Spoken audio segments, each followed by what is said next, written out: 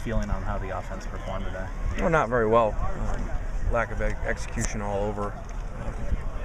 So it's not just one person to blame or anything. We didn't play very well in any of our position groups for the most part. So there's always two sides to that. It means that we're doing some good things on the other side as well. As you saw, we did hold some guys early on the live part on offense and two guys on defense. But it was a really good day by the defense. They really responded, especially after a couple of days where the offense had probably outperformed the defense to come out. And the closest thing we could simulate to a game was very good to see with the turnovers and the discipline and lack of explosive plays. It was really good. How much emphasis have you placed since last season on takeaways, given that, as a team you had, only 9 interceptions? Yeah, it really was a big deal. We were fortunate to be 10-2 without getting many turnovers, which is unusual.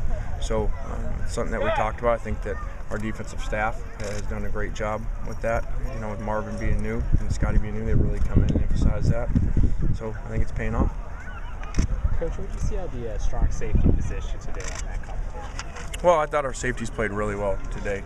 I thought Gerald Bowman showed up, made a couple plays in there. Obviously, TJ did as well. So we'll go back and look at it. Did you tell Marquise to say what he said to the team after, or did he take that upon himself? No, I didn't at all. So that was good to see. That's very unusual. There was a frustration level there, and it was a good one to learn from. Regardless of what's going on, whether you're giving up a bunch of points on defense or not scoring on offense, you can't get frustrated. We took away an explosive play. There was a pass interference play for 15 yards that we gave right back, and so we took him out. We didn't play him again. Did you talk to him on the sideline? I didn't get a chance to. So that's what was good. Sometimes you talk to a kid and he says something. So he took it upon himself. Do you plan to talk to him about it further, or do you not need to because of what he said? No, I will. I talked to the team about it right there. About not getting frustrated and learning from that. And regardless of who you are, he's one of our stars. We pulled him and sat him the rest of the game, which I know he didn't like. What did you see from the defensive line today? Yeah, they looked good. Especially to not have so many guys. And so a bunch of names in there maybe you don't know, especially with the twos. So they played well. You obviously have a bunch of defensive ends out, but do you feel pretty good at this point about the potential defensive tackle rotation you have, even though there are a bunch of young guys? I don't know that I would say that yet. We're going to need to watch this film. We still got 2 weeks to go, and regardless of how well we did today, I know we still have a lot of work to do there. What did you see at left tackle?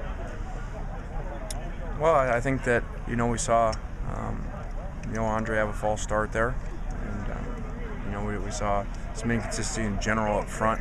It's hard to say until you watch the film exactly how a specific lineman played. Are you surprised that the first team offense, when Matt and Robert and Marcus were in there, isn't sharper at this point with only 2 weeks to go?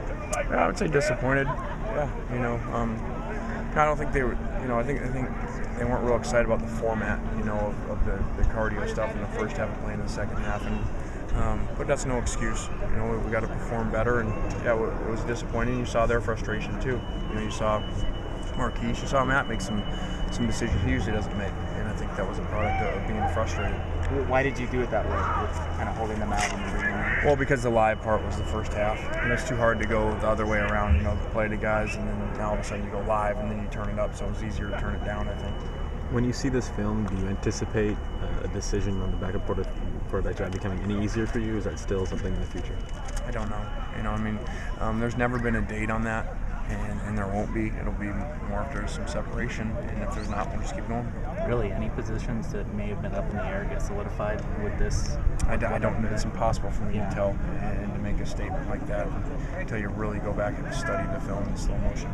Matt's first 3 passes were to George. We were trying to get him involved early to see what he's able to do. We were, and we sat the other two, the starting 2 receivers for the first half, and so we were trying to see what the backup receivers would do. Mikkel said you decided on Robert and Marquise as your kick returners. Is that true, or are you still auditioning George for that role? We're still looking at it, and it'll depend on how games are going in different circumstances and who we're playing. With where the ball is now too, there may be some kickers that you play that they're just going to be touchbacks anyway.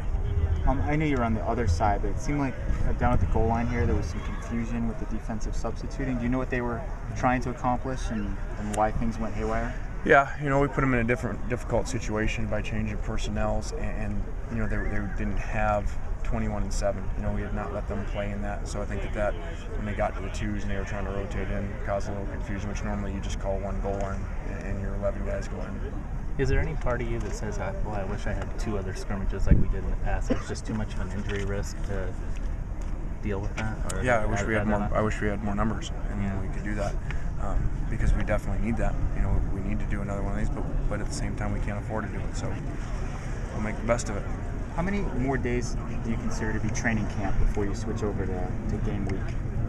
Yeah, I don't really think there's a big deal, and everybody talks about breaking camp, and I think that's more an NFL deal. I think that's more if you go off site. There's no difference for us. We just got to move from one dorm to across the street, so our schedule stays the same. So to me, until we start school, that format really doesn't change, and until we go to the Sunday before the opener, you know, really not much is, you know, we're still in the same format. I feel like with the veteran guys that we have, especially in the back 7 on defense and on offense, that you can experiment more with guys and play around at this point. I don't think so. You know, we've got to hone in on what we're doing, regardless of the experience there. You know, we still don't have another corner with a lot of experience. You know, and then the linebackers have been all switched around, so we still have a lot of work to do. And with the first-year DB coach and linebacker coach as well. Scott Starr had two of the interceptions today. Is he coming along? Yeah, you know, that's you know, one of the big things that we talked about. Our guys say you're going to be evaluated on assignment, you're going to be evaluated on alignment, you're going to be evaluated on effort, you're going to be evaluated on making plays. And, so it was good to see. Did any of the receivers not named Robert or Marquise really stand out to you today? No. All right.